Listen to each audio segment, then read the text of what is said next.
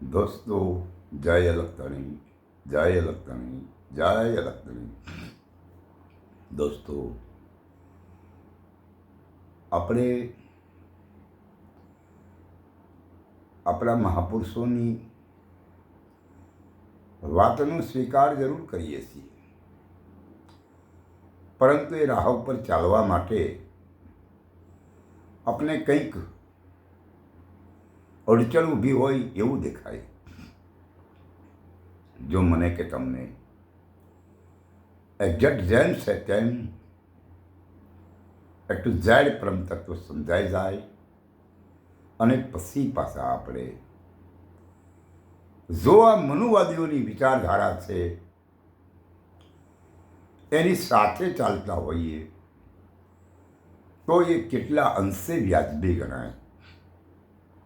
કારણ કે આપણા મહાપુરુષોએ આપણને સ્પષ્ટ સાબિત કરાવી દીધું હોય અને આપણે પણ એ વાતને સ્વીકાર કરી લીધો હોય અને માની પણ લીધું હોય. કારણ જે મહાપુરુષોએ જે દિશા અને લક્ષ્ય બતાવ્યો છે એ દિશા અને લક્ષ્ય એવો છે કે ગોરખનાથ મહારાજની વાણી ઉપાડીએ ત્યારે ગોરખનાથ મહારાજ એવું કહે છે કે પથ્થર પૂંજે હરી મળે તો મેં પૂંજું ગિરિરાય. મોટું ગિરનાર પૂંજું ભાઈ. જો પથરાને પૂંજવાથી હરી સમજાઈ જતો હોય તો. પણ એણે એવું કીધું છે કે હે મનસા મારણી જાગતા નરને સેવીએ તો મળે મોટા નુરીજન દેવ. આ ક્યારે મળે કે જો કોઈ જાગતો પુરુષ મને તમને સમજાઈ જાય અને મળી જાય અને જાગતા પુરુષની પાસે જઈ અને મેં તમે આ વાતનો સ્વીકાર કરી લીધા પછી પાછા જો એ મૂર્તિની પૂજાને સંમતિ આપતા હોઈએ અથવા એ લોકોની સાથે મળીને બેસવા માટે આપણે એ લોકોની વાતની સાથે રહેતા હોઈએ તો આ વાત કેટલા અંશે વ્યાજબી ગણાય. કારણ કે એક તરફ તમે વાત કરો છો નામ અનામીની, એક તરફ તમે વાત કરો છો અખંડ પરમ તત્વની, તો પછી હવે જે ખંડિત છે, કારણ કે કબીર સાહેબને કીધું છે કે અખંડ સાહેબ જી કો નામ હૈ ઓર સબ ખંડ હૈ. અખંડ એક સાહેબનું નામ છે, અખંડ એક પરમ તત્વ છે, બાકી બધું ખંડિત છે. તો આપણે એ વાતને લક્ષમાં લાવ્યા પછી પાછા ખંડિતની સાથે શા માટે મિલજુલથી ચાલવું જોઈએ? શું તમને કંઈ તકલીફ છે? મને કે તમને અરે હા તકલીફ હોય તો મહાપુરુષોને મળવું જોઈએ. પરંતુ જો મનુવાદીની વિચારધારા છે મૂર્તિ પૂજા કરવાની અને લોકોને લૂંટવાની, તો એમાંથી આપણે બહાર નીકળવું છે. આપણે સમાજના દરેક લોકોને જાગૃત કરવા છે. તો આ જાગૃતિ લાવવા માટે પ્રથમ તમારે પહેલ કરવી જોઈશે અને આપણે પહેલ નહીં કરીએ તો બીજા કોણ કરશે? સત્યની વાતો હું તમે કરીએ છીએ. જો વાત સત્યની હું તમે કરીએ છીએ અને પાછું આપણા ઘરમાં એ છબીઓ ફોટાઓ દેવના દેવીના દેવતાના ભગવાનના આ બધું રાખીએ છીએ તો લોકો મારીને તમારી વાતને સંમતિ નહીં આપી શકે. કારણ કે આપણે તો બે મોઢાની વાત થઈ કહેવાય. એક બાજુ વાત કરીએ છીએ બ્રહ્મતત્વની, પરમહંસની, તત્વસારની, અરે ઘરે બધું હોય તો આ તો સમાજ સ્વીકારે નહીં. તો સમાજ જ્યારે આ વાતનો સ્વીકાર ન કરે ત્યાં સુધી આપણે આ વાત કરવાની યોગ્યતા કેટલી છે આપણી, એ ખરેખર મારે તમારે અંદરથી સમજી લેવું જોઈએ. માટે જો ભય હોય ને તો ભય મુક્તપણાની વાતો નહીં કરવી જોઈએ. કારણ કે મને તમને સત્યની વાતને સમજ્યા પછી જો આ મનુવાદીઓનો ભય હોય તો આપણે સત્યની વાત સ્વીકારી છે ને એ ગલત છે. એ આપણી એક માનસિકતા ગલત રાહ પર જઈ રહી છે. કારણ કે એક તરફ તમે કે હું સત્યની વાતને સ્વીકાર કરી રહ્યા છીએ, ત્યારે બીજી બાજુ આપણે મનુવાદીઓની જે રાહ છે એની સાથે રહીને ચાલીએ છીએ. તો આવું શા માટે કરવું જોઈએ? અરે એક જ વાત હોવી જોઈએ. હરેક મહાપુરુષોએ એક જ વાત કરી છે, કોઈએ બીજી વાત કરી નથી. આજે તમે જે મહાપુરુષની વાત છે એ વાત ઉપર અડગ છીએ હો ને તમે, તો પછી અડગ મન કોઈ દી ડગે નહીં, ભલે ભાંગી પડે બ્રહ્માંડ, વિપત પડે વંશે નહીં, સોહી હરિજનના પ્રમાણ.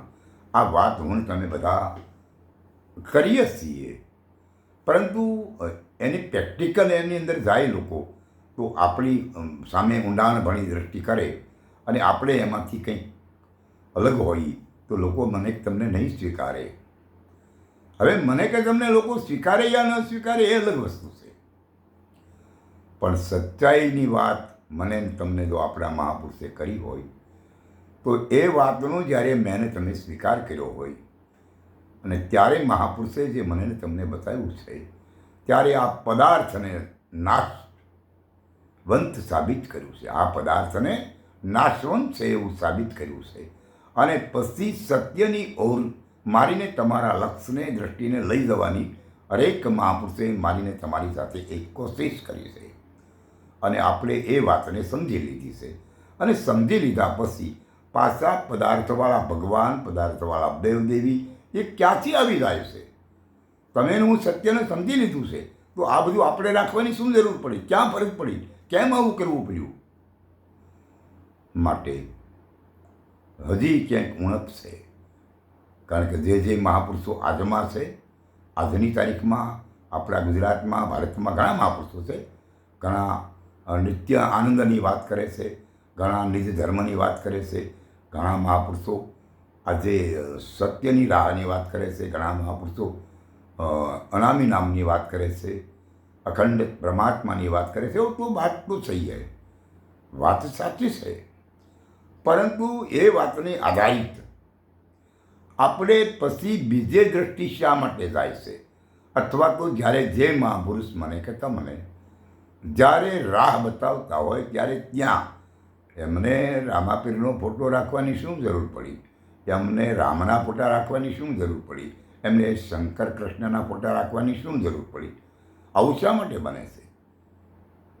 તમારા મહાપુરુષ કે મારા મહાપુરુષ, મહાપુરુષ એટલે મહાપુરુષ ગણાય, પરંતુ આ લોકોને આવી જરૂર કેમ પડે છે? એટલે આમાંથી બહાર આવવાની જરૂર છે અને સત્ય એક જ છે અને જે સત્ય રહ્યું ને એને ઉજાગર કરવાની જરૂર છે અને સમાજમાં જાગૃતિ લાવવાની જરૂર છે.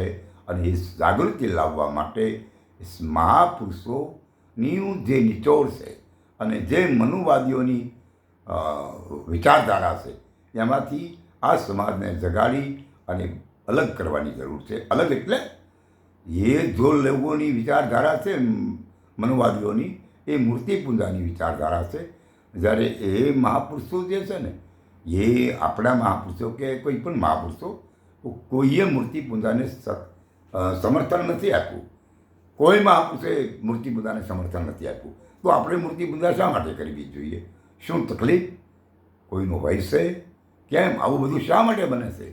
માટે એ સાચી રાહને સમજ્યા પછી નિર્ભય પદને પામ્યા પછી ભય કેમ ઊભો થાય છે? અગર જો નિર્ભય પદને તમે પામ્યું હોય તો ભય ઉપસ્થિત થાય જ નહીં. પરંતુ મેં કે તમે નિર્ભય પદની વાત સાંભળી છે કામે, અને મને એવું લાગે કે પામ્યા નહીં હોઈએ.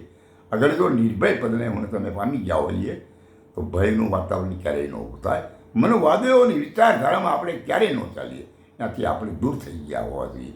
બાકી આ જરૂરી છે કે એ જરૂરી છે મારે કે તમારે કોઈ પણને જો મનુવાદીની વિચારધારા છે મૂર્તિ પૂજા કરાવવાની, એમાંથી આપણે બહાર નીકળી જવું પડે. આપણે સમજી લીધું છે તો આપણે સાચી વાત મેદાનમાં કરો ને. મેદાનમાં સાચી વાત નહીં કરવા પાછળનું કારણ શું છે? તમારે કોઈની પાસેથી કાંઈ મેળવવું છે? ના ભાઈ, કંઈ મેળવવાની જરૂર નથી. અમારે તો આર્થિકતા અમારી બહુ નબળી છે. પણ એનાથી શું થઈ ગયું? એ આર્થિકતાને અને ધાર્મિકતાને કોઈ લેવા દેવા નથી. અમે ખાવાનું અમને મળે કે ન મળે, પણ સચ્ચાઈની જે વાત છે, જે મહાપુરુષોએ મને ને તમને લક્ષ્ય આપ્યો છે, એ લક્ષ્યને મેદાનમાં સાબિત રાખવા માટે અડગ થઈને રહેવું જોઈએ. બાકી કોઈ સમાજના લોકો પાસેથી આર્થિકતા લેવાનો ભાવ હોય ને, તો આ ભક્તિનો પંથ, આ વૈરાગનો પંથ સિર્ફ દેખાવા છે. માટે આ દેખાવામાંથી બહાર આવો, ઓરિજિનલ ભૂમિકાની અનુભવ કર્યા પછી આ ડુપ્લિકેટને હટાવો અને સત્યને એક સ્થાપના સાબિત કરવા માટે આપણે જાગવાની જરૂર છે. જય અલખધણી, જય અલખધણી, જય અલખધણી.